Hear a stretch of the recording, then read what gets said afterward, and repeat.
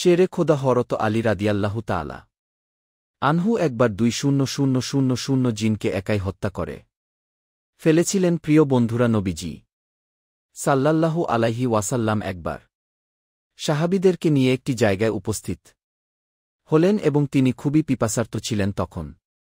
তিনি এক সাহাবীকে বললেন অমুক কুয়া থেকে পানি আনার জন্য এবং সেই সাহাবী সেখানে পানি আনার যাওয়ার পর সেই সাহাবীকে একটি জিন হত্যা করে ফেলে এরপর নবীজি হরত আলী